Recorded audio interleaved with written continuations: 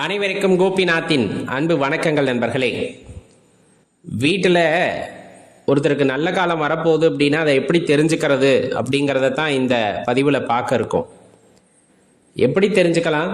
அடுத்த நாள் காலையில் நம்ம கண் விழிச்சிட்டாலே நமக்கு நல்ல காலம் பிறந்துருச்சு அப்படிங்கிறது தான் அதனுடைய அர்த்தம். ஏன்னா சில பேர் படுக்கிறாங்க, எந்திரிக்கிறதே இல்லை. ஆனால் நமக்கு இறைவன் இன்னொரு நாளை நம்மளுக்கு கொடுத்துருக்கிறார் அப்படிங்கும் போதே நமக்கு நல்ல காலம் பிறந்துருச்சு அப்படிங்கிறத தெளிவாக தெரிஞ்சுக்கணும். சரி, அதை தாண்டி நீங்கள் எதிர்பார்க்குற மாதிரி நல்ல காலத்தை பற்றி சொல்லணும் அப்படின்னா அதையுமே சொல்லலாம். பொதுவாக பார்த்தா இந்த மன இறுக்கம் அப்படிங்கிறது எப்பவுமே இருந்துக்கிட்டு இருக்கும். ஏதாச்சும் ஒரு பிரச்சனை வந்துக்கிட்டே இருக்குது அப்படிங்கும் போது அந்த மன இறுக்கம் இருக்கும். திடீர்னு மனசு ரெக்க கட்டி பறக்கிற மாதிரி மாறி இருக்கும்.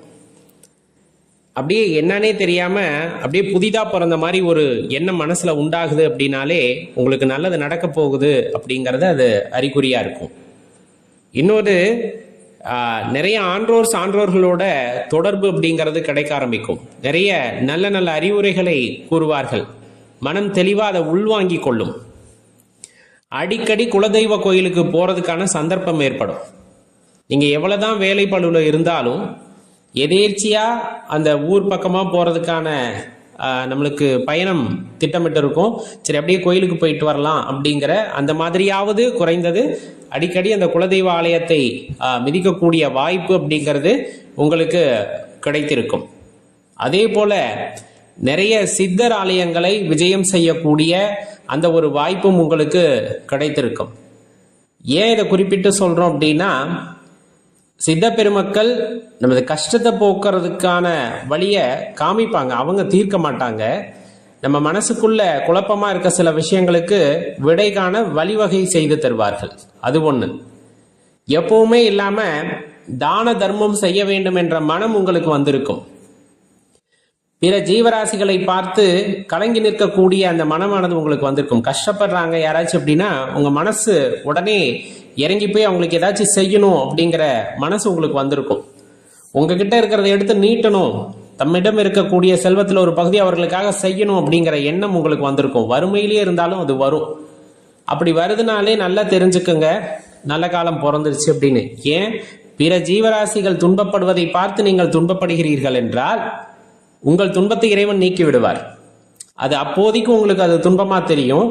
இருந்தாலும் அதற்கு பிறகு ஒரு குறிப்பிட்ட சோதனை கட்டத்தை தாண்டிய பிறகு இறைவன் உங்களுக்கு உறுதுணையாக இருந்து நீங்கள் செய்ய வேண்டும் என்று நினைக்கிறீர்கள் அல்லவா, அதற்கு தகுந்தாற் போல நிறைய விஷயங்களை அவர் உங்களுக்கு செய்வார்.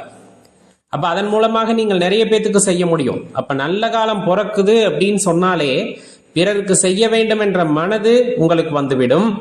ஆலயங்களுக்கு போக வேண்டிய மனது வந்துவிடும், வாய்ப்பு உங்களுக்கு கிட்டும். அதே போல வீட்டுல அவ்வளவு சந்தோஷமா இருக்கும்.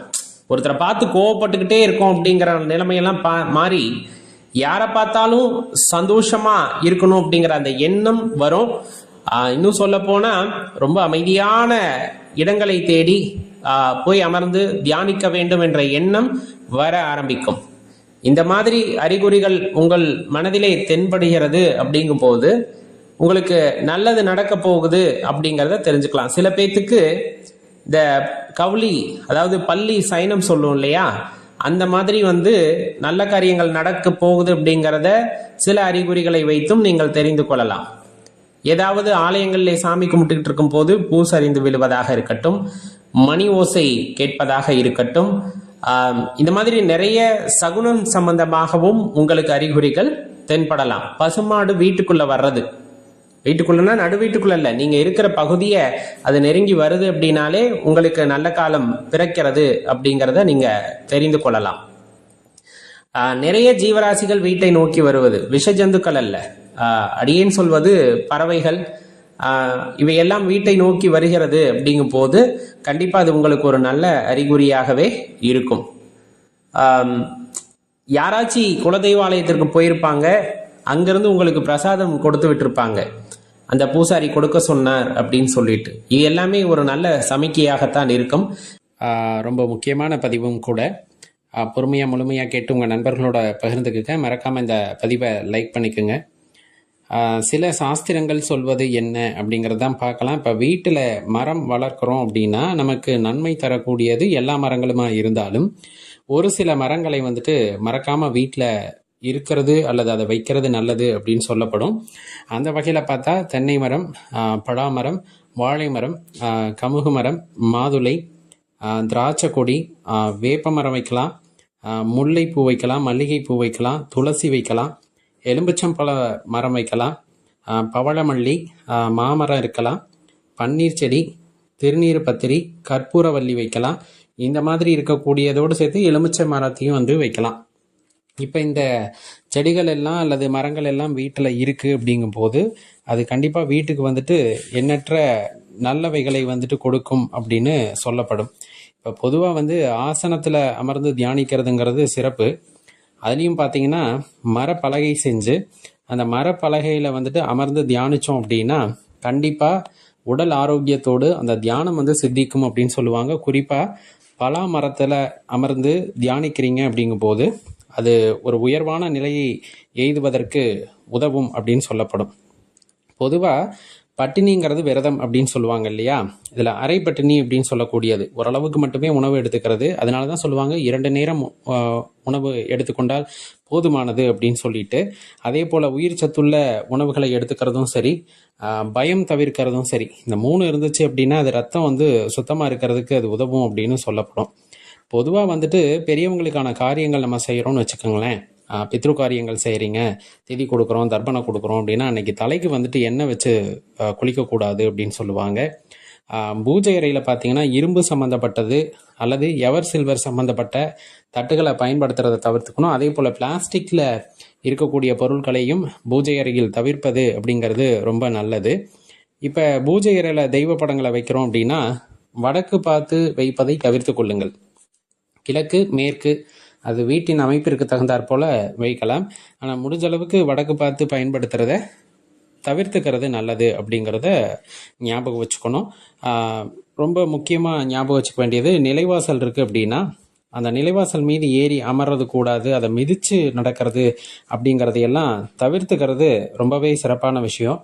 மகாலட்சுமியோட படத்தை வீட்டில் பயன்படுத்துகிறீங்கன்னா அமர்ந்த நிலையில் இருக்கக்கூடிய படத்தை பயன்படுத்துவது அப்படிங்கிறது சிறப்பை உண்டாக்கக்கூடியது அப்படிங்கிறத தெரிஞ்சுக்கணும். பெரும்பாலும் வீட்டில் பெண்கள் சந்தோஷமாக இருந்தால் அந்த வீட்டில் வந்து செல்வம் நிலைத்திருக்கும் அல்லது பெருகும் அப்படின்னு சொல்லுவாங்க. ஒரு வீட்டில் வந்துட்டு பெண்கள் ரொம்ப கவலையாக இருக்கிறாங்க அல்லது சோகமாக இருக்காங்க அல்லது கண்ணீர் வடிக்கிறார்கள் அப்படின்னா அந்த வீட்டில் கண்டிப்பாக வறுமை உண்டாகுவதற்கான வாய்ப்பு உண்டு அப்படின்னு சொல்லப்படும். அதனால தான் வீட்டில் பெண்களை மகிழ்ச்சியாக வச்சுருக்கணும் அப்படின்னு சொல்கிறது. பெரும்பாலும் சொல்வது நாடகம் பார்ப்பதை தவிர்த்து கொள்ளுங்கள் அப்படின்னு. ஏன்னா ரொம்ப சோகமாகவே இருக்கும் அப்படின்னா மகாலட்சுமி கடாட்சம் அப்படிங்கிறது வீட்டை விட்டு அகன்றுவிடும் அப்படின்ட்டு சொல்லப்படும். பொதுவாக நெருப்பை வந்து வாயால் ஊதக்கூடாது அப்படின்னு சொல்லுவாங்க, அதை தாண்டக்கூடாது. இதெல்லாம் பார்த்தீங்க அப்படின்னா சாஸ்திரத்தில் குறிப்பிடப்படுறது. ஏன் அப்படின்னு நம்மளுக்கு தெரியும், அதனால் பாதிப்புகள் உண்டாகலாம் அப்படிங்கிறது. அதே போல் நெருப்பில் அசுத்தமான பொருட்களை போடக்கூடாதுன்னு சொல்லுவாங்க. நெருப்புக்கு சுத்தம் அசுத்தம் இருக்கா அப்படின்னா இல்லை. இருந்தாலுமே தேவையற்ற பொருட்களை நெருப்பில் போடும்போது அதன் மூலமாக நச்சு புகை வெளியே வருதுன்னா மற்றவர்கள் பாதிக்கப்படுவார்கள் அப்படிங்கிறதுனால இந்த சாஸ்திரத்தை சொல்லி வச்சுருப்பாங்க. காலையில் எந்திரிச்சதுமே பார்த்தோன்னா கழுதை, எருமை, சாம்பல், உலக்கை, விளக்குமாறு இவைகளையெல்லாம் பார்க்கக்கூடாது அப்படிங்கிறதும் சில சாஸ்திரங்களில் குறிப்பிட்டு சொல்லுவாங்க. பூசணிக்காவை வந்து உடைக்கிறாங்க, பிளக்கிறாங்க அப்படின்னா அதை பெண்கள் செய்வதை தவிர்த்து கொள்ளுதல் நலம் அப்படின்னும் குறிப்பிடப்படும். இப்போ தண்ணியாக இருக்கலாம், சாப்பாடு, அதே போல் பால், மோர், தயிர், தானியம், மருந்து, இந்த மாதிரி விஷயங்களை இரவில் யாருக்கும் இரவலாக கொடுக்கக்கூடாது. பண்டமாற்று முறை மாதிரி ஏதாச்சும் ஒன்று வாங்கிக்கிட்டு கொடுக்கலாம், தப்பு கிடையாது. குழந்தைகளுக்கு பால் அப்படின்னு கேட்கும்போது மாட்டேன்னு சொல்லக்கூடாது. அது எந்த நேரமாக இருந்தாலும் அதை தெளிவாக ஞாபகத்தில் வச்சுக்கணும். ரொம்ப முக்கியமாக நம்ம இந்த மாலை நேரம், பிரதோஷ நேரம்னு சொல்லுவாங்க, 4:30 to 6, அந்த நேரத்தில் எப்போதுமே சாப்பிடுவதை தவிர்த்து கொள்ளுதல் அப்படிங்கிறது ரொம்பவே நல்லது அப்படிங்கிறத மனசில் வச்சுக்கோங்க. ஒரு பெண் கருவுற்று இருக்கிறார்கள் அப்படிங்கும் போது அவர்கள் சிதறு தேங்காய் உடைக்கவும் கூடாது, அவர்களுக்கு அருகாமையில் யாருமே சிதறு தேங்காய் உடைக்கக்கூடாது அப்படிங்கிறதையும் மனசில் வச்சுக்கணும். இப்போ இதெல்லாம் சின்ன சின்ன விஷயங்கள் இருந்தாலும் பார்த்தீங்க அப்படின்னா நமக்கு பயனுள்ள வகையில் இருந்திருக்கும்னு நம்புகிறோம். இதில் ஏதேனும் சாஸ்திர குறிப்புகள் உங்களுக்கு தெரிஞ்சாலும் கீழே கமெண்ட்டில் பதிவு பண்ணுங்கள். அனைவரும் தெரிந்து கொள்ளட்டும். நன்றி, வணக்கம். அது கஜலட்சுமி விளக்கு, காமாட்சி விளக்கு, இது பொதுவாக நம்ம அறிந்து வைத்திருந்தது. இன்னைக்கு பார்த்தீங்க அப்படின்னா நம்ம எந்த தெய்வத்தை எல்லாம் வழிபடுகின்றோமோ அந்த தெய்வத்தினுடைய உருவத்தை வைத்து விளக்குகள் வந்திருக்கின்றன. உதாரணத்துக்கு நீங்க பார்த்திருப்பீங்க, வாராகி விளக்கு, மதுரை வீரன் விளக்கு, குபேரர் விளக்கு, இந்த மாதிரி நிறைய விளக்குகள் வந்துட்டு வருகின்றன அல்லவா.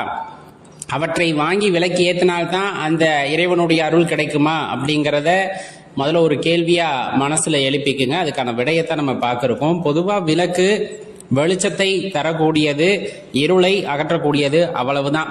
அதுவே தெய்வ கடாட்சம் அப்படிங்கிற ஒரு விஷயம்தான்.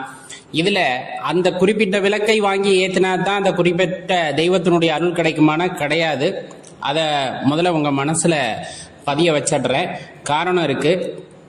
கல் விளக்கு, அகல் விளக்கு, அதுக்கப்புறமா பித்தளை விளக்கு, எவர் சுழல் விளக்கு, இந்த மாதிரி காலத்திற்கு ஏற்றாற் போல எல்லாம் மாறினாலுமே இந்த கல் விளக்கு ஏத்தினப்பையும் எல்லா தெய்வத்தினுடைய அருளை பெற்றும் சந்தோஷமா தான் இருந்தாங்க. அதுக்கப்புறம் அகல் விளக்கு ஏத்திரப்பையும் பார்த்தீங்கன்னா இறைவனுடைய அருளை பெற்று சந்தோஷமா தான் இருந்தாங்க. இன்னைக்கு நம்ம வசதி வாய்ப்புகளுக்கு ஏற்றாற் போல, கிடைக்கின்ற விஷயங்களுக்கு ஏற்றாற் போல நம்ம மனசை மாத்தி கட்டமைச்சுக்கிட்டோம். அதனால விளக்கேத்துறவங்க மனசை குழப்பிக்காதீங்க. இப்ப உங்களுக்கு வாராகி தேவியை பிடிக்கும் அப்படின்னு நினைச்சீங்கன்னா வாராகி அம்மனோட படம் வச்ச அந்த விளக்கை வாங்கி ஏத்தினா தான் அம்மனுடைய அருள் கிடைக்கும் அப்படிங்கிறது தவறான ஒரு வார்த்தை. அப்ப என்ன பண்ணனா இறைவனுடைய அருள் கிடைக்கும்? இது எல்லா தெய்வத்துக்கும் பொருந்தும். அடியேன்னு சொல்வது அம்மாவை வச்சு சொல்றேன். சாதாரணமா உங்க வீட்டுல இருக்க அகல் விளக்கு நல்லா சுத்தப்படுத்திட்டு பொட்டு வச்சுட்டு கீழே ஏதாச்சும் இலை மாதிரி விரிச்சுட்டு அல்ல ஒரு சின்ன தட்டு மாதிரி வச்சு அதுல வச்சு விளக்கு ஏத்திட்டு அந்த ஜோதி ரூபம் வந்ததுக்கு அப்புறம் மனசை ஒருநிலைப்படுத்தி, ரொம்ப முக்கியம், நம்ம யாருமே பண்ணாத ஒரு விஷயம்னா விளக்கு ஏத்தணும் அப்படின்னு ஏத்துறோம். அதுல சில விஷயங்களை நம்ம கடைபிடிக்கிறதே இல்லை. மன ஒருமைப்பாடு முக்கியம். அந்த நேரத்துல மனம் குவிந்திருந்து அம்மாவை நோக்கி இருக்க வேண்டும். அம்மா வாராகி தேவி அப்படிங்கிற அந்த வார்த்தை, அப்பா மதுரை வீரனே அப்படிங்கிற வார்த்தை, அல்லது உங்க இஷ்ட தெய்வம் எந்த தெய்வத்தின் நாமமாக இருந்தாலும் சரி அந்த நாமத்தை மீண்டும் சொல்லிக்கொண்டே இருத்தல் அவசியம். இந்த விளக்கு தீபத்திலே நீங்கள் எழுந்தருள வேண்டும் அப்படின்னு நினைச்சிட்டீங்கன்னா நீங்க எந்த இறைவனை நோக்கி இதை ஏற்றுகிறீர்களோ அந்த இறைவன் அந்த ஜோதியிலே ஆவாகனமாகி அருள் புரிவார். மாற்று கருத்தே இல்லை. இதுக்காக கஜலட்சுமி விளக்கு வாங்கணும், காமாட்சி அம்மன் விளக்கு வாங்கணும், இன்னும் நம்ம என்னென்ன தெய்வங்களுடைய விளக்கு, அது எல்லாம் ஒரு பிசினஸ் ட்ரெண்ட் ஆயிடுச்சு. தவறா நினைச்சுக்காதீங்க. நம்ம எந்த தெய்வத்தின் மீது ஒரு பாசத்தை வைக்கிறோமோ அதை பிசினஸ் பீப்புள் தங்களுக்கு சாதகமா மாத்திக்கிறாங்க. அவ்வளவுதான். அவங்க மேலேயும் தப்பு கிடையாது, வியாபாரம் இல்லையா. ஆனா உங்களால வாங்க முடிஞ்சா வாங்கலாம். வாங்காத பட்சத்துல என்ன பண்ணலாம் அப்படின்னா அகல் விளக்க மட்டும் ஏத்தி அந்த ஜோதியில அந்த இறைவனுடைய நாமத்தை சொல்லி இறைவனை ஆவாகனப்படுத்தினாலும் அது நடக்கும். இறைவன் அங்கு ஆவாகனமாக தெளிவா இருந்துக்குங்க. போட்டு குழப்பிக்க வேண்டாம். அப்ப 1000 ரூபாய் 2000 ரூபாய் செலவு பண்ணி வாங்கி ஏத்தணுங்கிற அவசியம் கிடையாது. ஒரு 2 ரூபாய்க்கு அகல் விளக்கு வாங்கி ஏத்தினா போதும் அப்படின்னு ஞாபகம் வச்சுக்கோங்க. அடுத்த கட்டமா சொல்லக்கூடியதுதான் இந்த விளக்குக்குள்ள ஆகர்ஷண பொடிகளை சேர்த்துதல் அப்படின்ட்டு சொல்லிட்டு நிறைய சொல்லுவாங்க. ஆகர்ஷண பொடி அப்படிங்கிறது ஒவ்வொருத்தரும் ஒவ்வொரு விதமா சொல்லுவாங்க. பச்சை கற்பூரம் அப்படின்ட்டு சொல்லப்படும், அல்லது அதுல கல்கண்டு போட்டு ஏத்துறது, இல்லைன்னா ஆகர்ஷண பொடினே தனியா ஒண்ணு வச்சிருப்பாங்க. இது எல்லாம் வாங்கி போட்டு ஏத்தினா தான் வீட்டுல லட்சுமி கடாட்சம் ஏற்படும் அப்படிங்கிற மாதிரி ஒரு சித்தரிப்பு செய்யப்படுகிறது அல்லவா. அடிப்படையில சில விஷயத்த நம்ம தெரிஞ்சுக்கணும். அந்த எண்ணெய், நம்ம எந்த எண்ணெய் பயன்படுத்துறோம், நெய்யை பயன்படுத்துறோமா நல்லெண்ணெய் பயன்படுத்துறோமா அப்படிங்கறத பொறுத்து அந்த இடத்துல ஒரு ஸ்பரிசத்தை நம்மால் உணர முடியும். அதுலயும் நெய்க்கு கொஞ்சம் அதை நம்மளால் நல்லாவே உணர முடியும். நெய்யை ஊத்தி ஏற்றும் போது நல்லெண்ணெய் அதற்கான தன்மையை அங்கு காற்றிலே பரவவிடும். அந்த வாசம் அப்படிங்கிறது லட்சுமி கடாட்சத்தை ஈர்க்கக்கூடியது. அந்த எண்ணெய்க்கே அந்த ஆற்றல் இருக்கு அப்படிங்கும் போது நம்ம இன்னும் கூடுதலா சில பொருட்களை அதுல போட்டு ஏத்துறோம் அப்படிங்கும் போது அது ஒரு கட்டத்துல தேவையில்லாத விஷயம் அப்படிங்கிறத தெளிவா தெரிஞ்சுக்குங்க. ஏன்னா எண்ணெய் ரொம்ப சுத்தமானது. சுத்தமான ஆட்டின செக்கு எண்ணெயான்னு கேட்டு வாங்கிட்டு அதுக்குள்ள போய் நிறைய பொருட்களை போடுறது அப்படிங்கிறது தெரியல. அனுபவத்துல அது பெருசா வித்தியாசமும் உணர முடியல. அதனால சொல்றது, நீங்க சாதாரணமான விளக்குகளையே ஏற்றலாம். அதுக்கே ஆகர்ஷண சக்தி ரொம்ப ஜாஸ்தி. ஏற்கனவே சொன்ன மாதிரி இந்த விளக்கு வீட்டிலே ஐஸ்வர்யத்தை உண்டாக்க வேண்டும் என்று இறைவனிடம் வேண்டிக் கொண்டு ஏற்றும் பொழுது கண்டிப்பா அதற்கான பலன் உங்க கை மேல கிடைக்கும். அதுக்கப்புறம் தான் அடுத்த விஷயம், அதில் வந்துட்டு அழுக்குகள் படியக்கூடாது அப்படின்னு சொல்லுவாங்க. அது கண்டிப்பாக அழுக்குகள் படியக்கூடாது. அடிக்கடி அதை சுத்தப்படுத்தி தான் விளக்க ஏற்றணும் அப்படிங்கிறது அதனுடைய அடிப்படை. இப்போ இந்த திரி முழுவதுமாக எரிஞ்சிரும் சில வீட்டில். சில இடத்துல பார்த்தீங்க அப்படின்னா கசடு தங்கியிருக்கும், அப்படியே வச்சு நம்ம ஏற்றக்கூடாது. எண்ணெயாக இருந்தாலும் சரி, நெய்யாக இருந்தாலும் சரி, ஒரு சின்ன லேயர் மாதிரி கீழே அந்த விளக்குகளில் படிஞ்சிருக்கும். அதெல்லாம் சுத்தப்படுத்திட்டு அதுக்கப்புறமா அந்த விளக்குகளை ஏற்றும் பொழுது அது மங்களகரமானதாக இருக்கும். ஏன்னா தூய்மை அப்படிங்கிற ஒரு விஷயம் மனசுக்குள்ளே போயிடுச்சு அப்படின்னா அதில் எந்தாச்சும் ஒரு சின்ன கரைப்பட்டிருந்தாலும் நம்ம மனசு அதை ஏற்றுக்காது. அப்போ ஏற்றுக்காத மனசோட வழிபாடு செய்யும் பொழுது கண்டிப்பாக அதற்கான பலனும் நமக்கு கிடைக்காது அப்படிங்கிறது தான் அதில் உள்ள சூட்சமம் அப்படிங்கிறத தெரிஞ்சுக்கணும். இந்த விளக்கு தான் வாங்கி ஏற்றணும் அப்படிங்கிற அவசியம் இல்லை. ஏற்கனவே சொன்ன மாதிரி உங்கள் மனசுக்கு பிடிச்ச மாதிரி விளக்குகளை ஏற்றுங்க. கீழே நேராக தரையில் வைக்காமல் ஒரு இலையோ அல்லது ஒரு சின்ன தட்டு மாதிரியோ அல்லது மரத்தில் ஸ்டாண்டு மாதிரி செஞ்சு வச்சு ஏற்றுறோம் அப்படிங்கும் போதெல்லாம் அது கண்டிப்பாக உங்களுக்கு பயனுள்ள வகையிலே இருக்கும் அப்படிங்கிறத தெரிஞ்சுக்குங்க நண்பர்களே. உங்களுக்கு நல்லா தெரியும், இப்போ கோவிலுக்குள்ளே போகும்போது அல்லது கோவிலை விட்டு வெளியே வரும்போது அங்கு இருக்கக்கூடிய இயலாதவர்களுக்கு, உடல் பலவீனம் அடைந்தவர்களுக்கு தர்மமோ தானமோ செய்வது இயல்பு, நம்மளுடைய வழக்கம். இதில் பெரும்பாலுமான ஐயப்பாடு எங்கே வருது அப்படின்னா, கோவிலுக்குள்ளே போய் சாமிக்கிட்ட வரம் கேட்டு வாங்கிட்டு வர்றப்ப காசை கொடுத்தா வாங்கிட்டு வந்த வரத்தை கொடுத்த மாதிரி அப்படிங்கிற மாதிரி ஒரு பேச்சு வழக்கு இல்லையா, அதில் மனமானது குழம்பி இருக்கும். அதுக்கு முன்னாடி ஒரு விஷயத்தை தெளிவாக தெரிந்து கொள்ள வேண்டும். தானம் தர்மம். கேட்டு தருவது தானம், கேட்காமல் தருவது தர்மம். தர்மத்திற்கு பலன் அதிகம். இதை எப்போவுமே உங்கள் மனசில் வச்சுக்கோங்க. இப்போ எப்படி இருந்தாலுமே எந்த தானமும் தர்மமும் செய்ய வேண்டாம் அப்படின்னு நினச்சிக்கிட்டு நம்ம போனால் கூட அந்த இடத்துல யாராவது கை நீட்டி யாசகம் கேட்டு விட்டார்கள் அப்படின்னா நம்ம மனசு இறங்கிடும். கண்டிப்பாக ஏதாச்சும் செய்யலாமே அப்படின்னு தோணும். இப்போ நம்ம காசாக கொடுக்க முடியலன்னா சில பேர் உணவு பொட்டலங்கள் இல்லை சாப்பிட்றதுக்கு ஏதாவது பொருட்களை வாங்கி தருவது நம்முடைய இயல்பாக இருக்கும். சரி, இப்போ உள்ளே போகும்போது கொடுக்கலாமா, வெளியே வரும்போது கொடுக்கலாமா அப்படிங்கிறது. இந்த வெளியே வரும்போது கொடுத்தா எனக்கு கிடைச்ச வரமானது போய்விடும் அப்படிங்கிற மாதிரி மன உறுத்தல் இருந்தாலே உள்ளே போகும்போதே தானம் செய்து விடுங்கள். இல்லை எனக்கு எதுவுமே பிரச்சனை கிடையாது, நான் இயல்பாக இருப்பேன், எனக்கு இந்த மாதிரி எண்ணங்கள் எல்லாம் எதுவும் கிடையாது அப்படின்னு நினச்சா நீங்கள் வெளியே வரும்போதும் தர்மம் செய்யலாம், தானம் செய்யலாம். ஏன் இந்த சந்தேகம் முதல்ல வருது அப்படின்னு பார்த்தாலே எதிர்பார்ப்பு அப்படிங்கிற ஒரு விஷயம். நம்ம இறைவன்கிட்ட போய் ஒரு விஷயத்தை கேட்கும்போது அது கிடைக்குதா கிடைக்கலையா அப்படிங்கிற ஒரு குழப்பம் எப்போவுமே இருக்கும். ஏன்னா ஆண்டவன்கிட்டையே நம்ம போய் கேட்கும்போது சந்தேகத்தின் அடிப்படையில் தான் நடத்தி வைப்பாரா மாட்டாரா, ஒரு சின்ன ஒரு மனக்குழப்பத்தில் தான் சில பேர் போய் வேண்டிக்கிறாங்க. அதே போல தான் அப்படி ஒரு வேளை இறைவன் கொடுத்திருந்தா அதை நான் காசு கொடுக்கறது மூலமாக போயிடுமோ அப்படிங்கிற ஐயப்பாடு இருக்கு இல்லையா, அதுதான் இதுக்கான மூல காரணமே. இது மனிதனுடைய மனம் சம்பந்தப்பட்ட விஷயம். பெரும்பாலும் மனம் தெளிவாக இருப்பவர்களுக்கு உள்ளே போகும்போது வெளியே வரும்போது என்ற கணக்கு கிடையாது. கர்ணன் அப்படிங்கிற அந்த ஒரு உத்தமரை பற்றி உங்களுக்கு தெரியும். அவர்கிட்ட எப்போ போய் கேட்டாலும் தானம் கொடுப்பாரு அப்படின்னு சொல்லுவாங்க, தர்மம் செய்வார் அப்படின்னு சொல்லுவாங்க. அவருக்கு கிடைத்த புண்ணியம் அப்படிங்கிறது அவர் உயிரை கூட பிடிச்சு வச்சிருந்தது.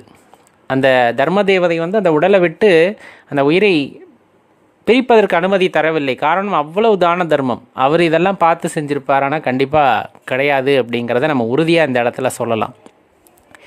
வேண்டுவோருக்கு வேண்டுவனவற்றை வேண்டும் பொழுது தருவதுதான் சிறப்பே தவிர நம் மன சஞ்சலத்தோடு நீங்கள் உள்ளே போகும்போது கொடுத்தாலும் சரி, வெளியே வரும்போது கொடுத்தாலும் சரி, அதற்கு பலன் இல்லாமல் தான் போகும். எதுக்கு? செய்கின்ற தானத்திற்கும் தர்மத்திற்கும் மன உறுத்தல் இருக்கக்கூடாது. மனசார சந்தோஷமாக தர்றேன், அவங்க வயிறு அரட்டும், அவங்க மனசு அரட்டும் அப்படின்னு கொடுக்கக்கூடியது நீங்கள் உள்ளே போகிறப்ப கொடுத்தாலும் சரி, வெளியே வர்றப்ப கொடுத்தாலும் சரி, கண்டிப்பாக அது பலனுள்ள வகையில் உங்களுக்கு இருக்கும். இன்னும் சொல்கிறேன், நம்ம இதை எதிர்பார்த்து எதையும் செய்யக்கூடாது. ஒருவேளை அதை தானமாக தர்மமாக உங்கள் கணக்கில் சேரும் அப்படின்னா மனசில் உறுத்தல் இல்லாமல் செய்யுங்க அப்படின்னு தான் சொல்கிறது. இல்லை இன்னும் ஒரு படி போய் மேலே போய் என்னால் காசாக கொடுக்க முடியல, அன்னமாக வாங்கி தந்துடுறேன் அப்படின்னா நீங்கள் வெளியே வந்ததுக்கப்புறம் அங்கே சாப்பாடு இல்லை ஏதாவது தின்பண்டங்கள் இருந்ததுன்னா வாங்கி கொடுங்க. அது பெருசாக உங்களுக்கு தெரியாது. கையில் இருக்க லக்ஷ்மியை நான் வெளியே கொடுக்குறேனா அப்படிங்கிறது தான் உங்களுக்கு பிரச்சனையாக இருக்கும் சில பேர்த்துக்கு. அதனால தான் சொல்கிறது. ஆனால் ஒரு விஷயம், தெய்வ ஆலயத்திற்கு போகிறீங்க அப்படின்னா எந்த இடத்துலையும் சஞ்சலப்படாதீங்க. ஆலயத்திற்கு போகிறதே அமைதியாக இருக்கணும் அப்படின்னு தான். உள்ளே போகிறப்ப கை ஏந்திருவாங்களோ அப்படிங்கிற ஒரு உள்ள குமரலோட போகிறப்ப கேட்டால் நம்மகிட்ட இல்லையே ஏதோ ஒரு காரணம், அந்த ஒரு மன தடுமாறலோடு உள்ளே போகிறது. உள்ளே போயிட்டு அங்கே போய் வரிசையில் நின்றுக்கிட்டு இருக்கப்ப யாராச்சும் 50 ரூபா 10 ரூபாய்க்கு டிக்கெட் வாங்கிட்டு போனால் அவங்க மேலே கோவப்படுறது, இல்லை நம்மளால் கிட்ட போய் பார்க்க முடியலையே அப்படிங்கிற ஒரு அங்கலாய்ப்பு. ஏன்னா வரிசையாக நின்றுப்போம், எல்லாம் நகருங்க கூட்டமாக இருக்குது நகருங்க அப்படின்னு சொல்லும்போது நம்மளால் பார்க்க முடியலையே அப்படிங்கிற அங்கலாய்ப்பு. இந்த மாதிரி எந்த விஷயமும் இருக்கக்கூடாது. நீங்கள் அந்த ஆலயத்திற்குள்ளே போயிட்டிங்கன்னா உங்கள் மனசானது ஒருநிலைப்பட்டு இருக்க வேண்டும். இல்லைன்னா ஆலயத்திற்கு போகிறதே வந்துட்டு பலனில்லாததாகத்தான் இருக்கும். ஒரு சஞ்சத்திலே போயிட்டு வர்றோம் அப்படிங்கும் போது ஏதோ போனோம் ஏதோ ஒன்று பார்த்தோம் வந்தோன்னு தான் இருக்கும். அந்த உள்ளார்ந்த உணர்தல் அப்படிங்கிறது அங்கே ஏற்பட்டு இருக்காது. அதனால தான் சொல்கிறது, ரொம்ப தெளிவான முடிவுடன் ஆலயத்திற்குள் போங்க. எதுக்காகவும் நான் சஞ்சலப்பட மாட்டேன், எதற்காகவும் நான் கோவப்பட மாட்டேன். நான் வந்தது எதற்கு அப்படின்னா உன்னை உணர்வதற்கு, உன்னை காண்பதற்கு அப்படிங்கிறதுல தெளிவாக இருக்கணும். யார் என்ன செஞ்சாலும் சரி, நீங்களாக இருந்தீங்கன்னா எந்த ஆலயத்திற்கு போனாலும் சரி, இது ஆலயங்களை பொறுத்து மாறுவதில்லை. எந்த ஆலயங்களுக்கு போனாலும் சரி, அங்குள்ள இறைவனை முழுமையாக உங்களால் உணர முடியும், அவருடைய அருளை பெற முடியும் அப்படிங்கிறத தெரிந்து கொள்ளுங்கள். அதனால தான் சொல்கிறது, தெளிவான மனதுடன் உள்ளே போகும்போது தானம் செய்தாலும் சரி, தெளிவான மனதுடன் வெளியே வரும்போது தானம் செய்தாலும் சரி, தெளிவான மனதுடன் பண்ணும்போது எந்த ஒரு குழப்பமும் வராது அப்படிங்கிறத மனசில் தெளிவாக தெரிந்து கொள்ளுங்கள் நண்பர்களே.